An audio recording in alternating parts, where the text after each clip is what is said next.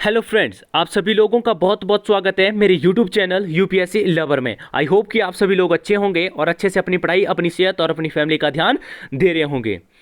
हम जो modern India, आधुनिक भारत के जो लेक्चर डिस्कस कर रहे हैं उसमें हमारा ये दूसरा लेक्चर है, जिसमें हमने पहले लेक्चर में देखा था कि किस तरह से यूरोपियन कंपनियों का भारत में आगमन हुआ। आज हम इस लेक्चर में देखेंगे अंग्रेजों का भारत में आगमन और फ्रांसीसियों का किस तरह से भारत में आगमन हुआ। उसमें हमने पुर्तगाली और डचों के बारे में पढ़ा था, इसमें हम अंग्रेजों और फ्रांसीसियों के बारे में पढ़ेंगे। आई होप कि ये जो लेक्चर है ये आपके इंडिया के जितने भी एग्जाम होते हैं, जैसे यूपीएससी, आईएएस, आपका state PCS, railway, banking, SSC या स्टेट के जितने भी अनदर एग्जाम होते हैं उसमें भी आपको बहुत ज़्यादा हेल्पफुल साबित होंगे। और साथ में जैसे आपका यूपीएससी का मेंस या स्टेट पीसीएस का जो मेंस होता है उसमें भी आप लोगों को बहुत ज़्यादा हेल्पफुल साबित होंगे, क्योंकि हम इसमें जो भी टॉपिक डिस्कस करेंगे उसको अच्छे से डिटेल में डिस्कस करेंगे। तो चलिए शुरू करते हैं अपना दूसरा लेक्चर। शुरू करने से पहले मेरी आप सभी लोगों से रिक्वेस्ट है, अगर आप लोगों को मेरे ये लेक्चर अच्छे या ये वीडियो अच्छी लगे तो एक लाइक जरूर करना, साथ में मेरे YouTube चैनल को सब्सक्राइब करना और मेरी वीडियो को ज़्यादा से ज़्यादा अपने दोस्तों के अंदर शेयर करना और साथ में बेल आइकन को जरूर प्रेस करना। जितने भी अपकमिंग लेक्चर या वीडियो इस YouTube चैनल पर अपलोड होने वाले हैं उसकी नोटिफिकेशन आपको सबसे पहले मिलती रहे। तो चलिए शुरू करते हैं। हमने मॉडर्न इंडिया देखा था। मॉडर्न इंडिया में हमने क्या देखा था? मॉडर्न इंडिया को हमने दो पार्टों में डिवाइड किया था, यूरोपियन शासकों की विजय और भारतीय स्वतंत्रता संग्राम। उसमें हमने देखा था उसके बाद यूरोपियन कंट्रियां, किस तरह से यूरोपियन कंट्रियां भारत में आई। पहली कंट्री जो भारत में आई वो पुर्तगाल थी, 1498 में आई। उसके बाद डच 1596 में। उसका कोई एक व्यक्ति जो भारत में आया था वो हम देख रहे हैं कि कौन सी कंट्री का पहला व्यक्ति जो भारत में किस समय आया वो हमने देखा। फिर इन्होंने अपनी अपनी कंपनियां यहाँ पे एस्टेब्लिश करना शुरू कर दी। उनका अलग अलग नाम था। ये हमने देखा कि देशों के हिसाब से अंग्रेजी जो इंग्लैंड थे, इंग्लैंड से जो अंग्रेज आए थे वो 1599 में पहला व्यक्ति भारत में आता है और डेनिश 1616 में भारत में आते हैं और साथ में फ्रांसीसी 1664 में भारत में आते हैं। तो चलिए आगे देखते हैं। आज हम पढ़ेंगे अंग्रेजी और फ्रांसीसियों के बारे में। अंग्रेजों का भारत में आगमन, अराइवल ऑफ ब्रिटिशर। अंग्रेजों के जो पहले व्यक्ति थे 1599 में जॉन मिल्टन हॉल प्रथम व्यक्ति थे जो कि जमीनी रास्ते से भारत में आए थे। कौन थे? जॉन मिल्टन हॉल अंग्रेजी पहले व्यक्ति थे जो कि 1599 में भारत में आए थे। उसके बाद हम देखते हैं कि किस तरह से क्वीन एलिजाबेथ ने अपने व्यक्तियों को भारत में भेजा और भारत में व्यापार, भारत के साथ व्यापार को ज़्यादा बढ़ाने की कोशिश की। ये पहले व्यक्ति थे जो कि ब्रिटिशर संसद की तरफ से भेजे गए थे। कौन थे? 1608 में पहला ब्रिटिशर व्यक्ति कैप्टन हॉकिंस। आप याद रख सकते हैं, आज की डेट में आप खाना किस पे बनाते हैं? कुकर में बनाते हैं। कुकर किसका लेना चाहिए? हॉकिंस का। आपका जो कैप्टन हॉकिंस था वो भारत में आने वाला पहला व्यक्ति था, जो कि जब उसमें भारत में शासक किसका था? मुगलों का जो शासक था उसका शासक कौन था? उसमें शासक जहांगीर था। लेकिन इन्होंने जो पत्र भेजा था वो अकबर के नाम से भेजा था, क्योंकि उन्हें मालूम था कि जो आपके ईस्टर्न कंट्री में जो इंडिया में रूल कर रहा है उस टाइम अकबर शासन कर रहा था। तो जब तक वो यहाँ पे पहुंचे तब तक देखा उन्होंने कि अकबर की मृत्यु हो चुकी थी। आप लोगों ने कमेंट बॉक्स में बताना है अकबर की मृत्यु कब हुई है। तो उसमें जब कैप्टन हॉकिंस भारत में आए उस टाइम मुगल के जो सम्राट थे वो जहांगीर थे। वो जो कैप्टन हॉकिंस वो जहांगीर के दरबार में जाते हैं और उनसे कुछ मांगे रखते हैं, जैसे कि सन 1111 में अंग्रेजों द्वारा व्यापारिक कोठी की स्थापना मसूलीपट्टनम में की गई। वो भारत में व्यापार करने की मांग रखते हैं। कौन रखते हैं? Captain Hawkins. तो ये नेक्स्ट आगे देखते हैं हम आगे क्या होता है। आगे जहांगीर ने 1613 में सूरत में अंग्रेजों को स्थायी कारखाना स्थापित करने की अनुमति प्रदान की। कहने का मतलब सूरत में अंग्रेजों ने अपनी पहली फैक्ट्री स्थापित की। इसका काम जब कैप्टन हॉकिंस जहांगीर के दरबार में आते हैं 1608 में, तो उस टाइम से ही ये जो पहली फैक्ट्री बनाने का जो काम होता है वो शुरू हो जाता है। तो कहने का मतलब 1613 में जाके 1608 से 1613 में जाके अंग्रेजों की जो पहली फैक्ट्री होती है वो सूरत में बनती है। और दूसरी फैक्ट्री कहाँ पे वो एस्टेब्लिश करते हैं? 1616 में दूसरी फैक्ट्री मसूलीपट्टनम में स्थापित करते हैं। उसके बाद 1615 में दूसरे अंग्रेजी व्यक्ति जो सर टॉमस रो, आप ये देखते हैं कि जब आप छोटे थे तब क्या होता था, जब आप कुकर की जो कुकर होता है उसकी सीटी जब बजती है तो आप क्या करते थे? रो पड़ते थे। कहने का मतलब पहले क्या हुआ, कुकर बजा और उसके बाद क्या हो गया, आप रोने लगे। तो इस तरह से आप याद रख सकते हैं। जैसे 1615 में दूसरे व्यक्ति कौन आए थे? Sir Thomas Roe. पहले कैप्टन हॉकिंस जो 1608 में आए थे भारत में, और दूसरे व्यक्ति जो थे सर टॉमस रो, वो भी जहांगीर के ही दरबार में आए थे। सर टॉमस रो ने मुगल सम्राट से भारत में व्यापार तथा फैक्ट्री स्थापित करने का अधिकार प्राप्त कर लिया। कहने का मतलब तभी उसी के बाद फिर अंग्रेजों ने दूसरी फैक्ट्री कहाँ पे खोली? मसूलीपट्टनम में। तो आइए आगे देखते हैं। आगे परिणाम स्वरूप अंग्रेजों ने आगरा, अहमदाबाद तथा भरूच में अपनी व्यापारिक कोठियों की स्थापना की। ये बात आपने बहुत ध्यान से देखनी है। आपको जब आप यूपीएससी या स्टेट पीसीएस का एग्जाम देते हैं तो उसमें आपको इस तरह से स्टेटमेंट के बेस्ड में क्वेश्चन पूछे जाते हैं कि कौन सी कंपनी ने कहाँ पे अपनी पहली व्यापारिक कोठियाँ स्थापित की थी। मैंने पिछली वीडियो में भी आपको पुर्तगाल और डच्चों की व्यापारिक कोठियों के बारे में बताया। यहाँ पे अंग्रेजों की जो व्यापारिक कोठियाँ इन्होंने स्थापित की, कहाँ पे की? पहली आगरा में, दूसरी अहमदाबाद, तीसरी भरूच में। तो आगे देखते हैं। आगे ये बहुत ज़्यादा इंपॉर्टेंट है। ये जो पॉइंट है ये आपको बहुत ही रेयर बुक्सों में मिलेंगे, जहाँ से हमने ये मतलब कलेक्ट किए हैं। जब हमने खुद स्टडी की है तो उसमें हमने देखा कि ये जो पॉइंट है ये बहुत बार आपके स्टेटमेंट बेस्ड में पूछे जाते हैं।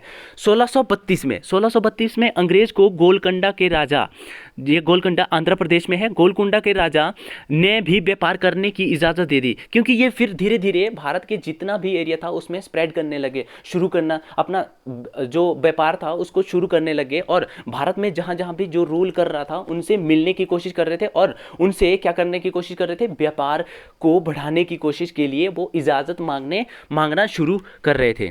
तो 1932 में अंग्रेजों ने गोलकुंडा के जो राजा थे वहाँ से व्यापार करने की इजाज़त मांग ली। और उसके बाद क्या हुआ? 1615 में बंगाल के राजा सुजाउद्दीन ने अंग्रेजों को व्यापार करने की इजाज़त दे दी। और साथ में ड्यूटी के समय, ड्यूटी मतलब जब अंग्रेज उसके दरबार में अपनी हाजिरी देते या ड्यूटी देते थे तो क्या हो रहा था? उनको क्या देना था? सुजाउद्दौला ने उनको फिर लगान देनी थी, उनके लिए उसको पैसे देने थे। देखो यहाँ से फिर अंग्रेज अपना जो इन्फ्लुएंस है भारत में छोड़ना शुरू कर रहे थे, क्योंकि वो जब ड्यूटी कर रहे थे उसका वो पैसा वसूल कर रहे थे।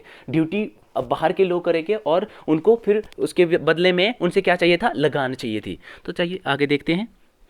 आगे क्या होता है? आगे होता है 1662 में इंग्लैंड के राजकुमार तथा पुर्तगाल की राजकुमारी के बीच शादी हुई। ये बहुत इंटरेस्टिंग बात है। ये देखो 1662 में इंग्लैंड के राजकुमार और पुर्तगाल की राजकुमारी के बीच क्या होती है? शादी होती है। और साथ में पुर्तगालियों की बस्ती यहाँ पे कहाँ पे थी? बॉम्बे में एक प्रांत था। बॉम्बे में थोड़ा सा जो एरिया पुर्तगालियों का था वो क्या कर दिया उन्होंने? दहेज में दे दिया। जो पुर्तगालियों की जो राजकुमारी थी उसको, जो इंग्लैंड के राजकुमार थे उनको बंगाल में, जो बंगाल प्रांत में पुर्तगालियों का जो एरिया था उसको क्या कर दिया? दहेज में दे दिया। देखो कितनी अच्छी बात चल रही है। शादी कहीं और हो रही है और दहेज कहीं और से दिया जा रहा है।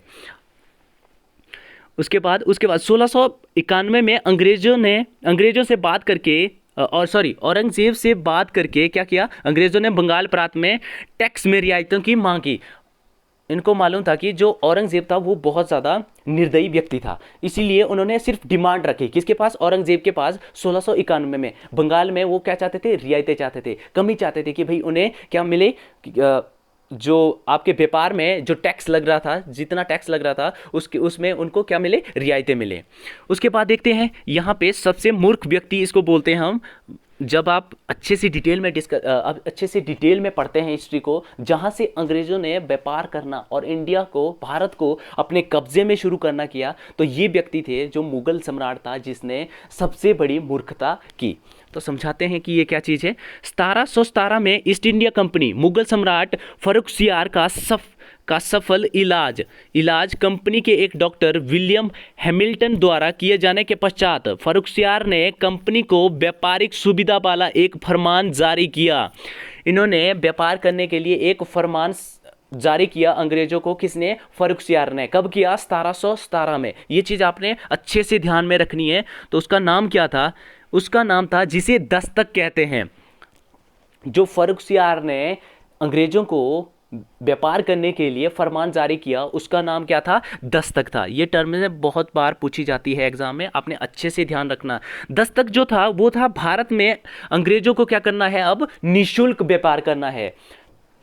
फर्रुखसियार ने अंग्रेजों को बंगाल प्रांत में निःशुल्क व्यापार करने के लिए क्या कर दिया था? फरमान जारी कर दिया था कि आप बंगाल में निःशुल्क व्यापार करेंगे, उनके ऊपर किसी भी तरह का चार्जेस नहीं लगेगा जब आप ट्रेड करेंगे। कहाँ पे? बंगाल में। लेकिन अंग्रेजों ने इसका फ़ायदा उठा के भारत के जितने भी व्यापारी थे या भारत के जितने भी और प्रांत थे उनमें भी क्या करना शुरू कर दिया? दस्तक का दुरुपयोग करना शुरू कर दिया।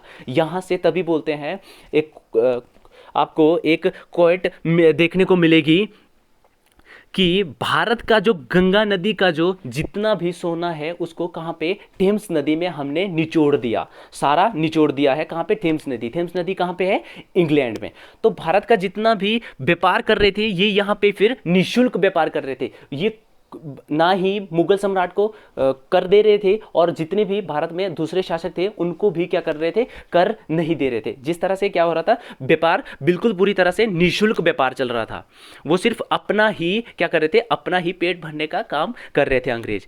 तो ये हमने देखा कि अंग्रेजों का भारत में आगमन किस तरह हुआ। अब जब हमारी नेक्स्ट वीडियो आएगी उसमें हम देखेंगे बंगाल किस तरह से अंग्रेजों ने यहाँ पे गवर्नर बनाए और किस तरह से उन्होंने फिर बंगाल का गवर्नर बनाया, उसके बाद गवर्नर जनरल ने, उसके बाद भारत के गवर्नर जनरल ने, उसके बाद आपका वाइसराय बना। वो चीज़ें हम नेक्स्ट वीडियो में देखेंगे और अच्छे से डिटेल में देखेंगे किस गवर्नर किस वाइसराय का क्या क्या कार्य रहा।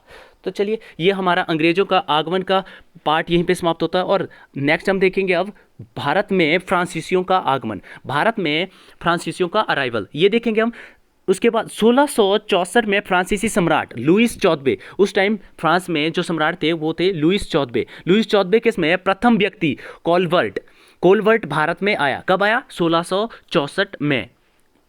इन्होंने क्या किया? इन्होंने पहली फैक्ट्री कहाँ पे खोली? सूरत में। सूरत में इन्होंने पहली फैक्ट्री खोली। कब? 1668 में। 4 सालों के अंदर ही इन्होंने भारत के जितने शासक थे उनसे मिलजुल के बात की और कब उन्होंने क्या किया? सूरत में पहली फैक्ट्री खोली। जितनी भी फैक्ट्रियां हैं किसी भी कंपनी की, आपने उनको अच्छे से ध्यान में रखना है क्योंकि ये स्टेटमेंट के बेस्ड में आपको ऑप्शन में इस तरह से आते हैं कौन सी ईयर में और कौन सी जगह में किस कंपनी ने अपनी पहली फैक्ट्री स्थापित की थी।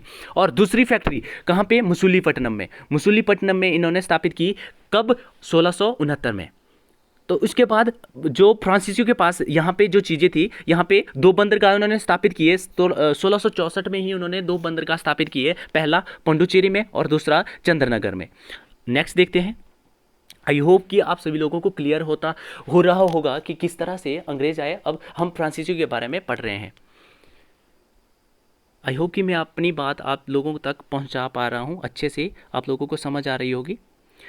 उसके बाद 1742 में 1664 के बाद बहुत से व्यक्ति आए, लेकिन 1742 में जाके फ्रांसीसियों ने क्या सोचा कि अब भारत में क्या होना चाहिए? हमारा भी कोई व्यक्ति गवर्नर होना चाहिए। 1742 में लॉर्ड डुप्लेस को भारत में पहला फ्रांसीसी गवर्नर बनाया गया, लॉर्ड डुप्लेस। उसके बाद क्या होता है कि जब 2 शक्तियां अगर ज़्यादा पावरफुल होने की कोशिश करती है तो वहाँ पे क्या होता है? वॉर होती है। उसके बाद युद्ध होना शुरू हो गया। पहला कर्नाटिक वॉर हो गया। किसके बीच हुआ? ये हुआ अंग्रेजों और फ्रांसीसियों के बीच, ब्रिटिशर और फ्रांसीसियों के बीच। कब हुआ? 1746 से 1748। ये जो प्रथम कर्नाटिक वॉर है इसको क्या बोलते हैं? एंग्लो फ्रांसीसी युद्ध भी बोलते हैं इसको, ठीक है। इस युद्ध में फ्रांसीसियों ने मद्रास पर कब्जा कर लिया और युद्ध में विजय हुए।